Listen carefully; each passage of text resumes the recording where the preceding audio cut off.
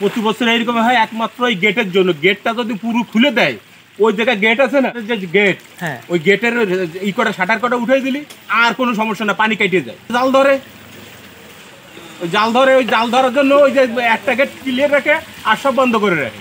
ওইটা যদি উঠাই দিলে পানিটা ক্লিয়ার কেটে পড়ে। আপনি দেখেন কমপক্ষে 2 হাত পানি হাফ ডাউন, ওই পানি হলো হাফ ডাউন। কি আর হবে, কি আর করবে, কিছু করার নেই তো। এই জোয়ারের পানিতে জোগাড় করুন না, তো পানি এরকম বলবে। আমাদের এই রাস্তাটা তো ভেঙে গেছে, বুঝছেন? এখন মেরামত করলে খুব ভালো হয়।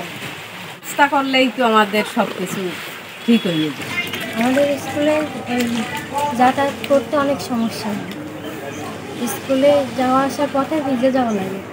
অনেকজনের তো অনেকজন স্কুলেও আসতে পারে না। এই রাস্তা যদি উঁচু করে বা বেঁধে দেওয়া হয় তাহলে আমাদের একটু সুবিধা হয়। দীর্ঘদিন ধরে আমাদের এই দুরবস্থা, অনেক অফিসারবর্গ এসে দেখাশোনা করে যায় শুধুমাত্র, কিন্তু আমাদের কোনো উন্নয়ন কাজ কেউ করে না। যদি আমাদের এই বেড়িবাঁধটা দিয়ে দেয় তাহলে আমাদের মাল জিনিস যা কিছু আছে দোকানে সব কিছু আমরা নিরাপদে রাখতে পারি। এখন যে অবস্থা তা তো সরজমিনেই আপনারা দেখতেছেন, দুরবস্থার আর শেষ নাই। এনজিওর কিস্তি প্রথমবার বিকাশ পেমেন্ট করলেই 20 টাকা ইনস্ট্যান্ট ক্যাশব্যাক।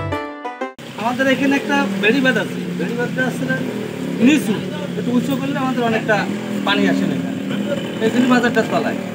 আর রাস্তাটাও অনেকটা নিচু, রাস্তা করতেছে সামনে দোকান ভীষণ ভোগান্তি, দোকানপাট তোলা যায়, প্রায় দোকানপাট তোলা যায়।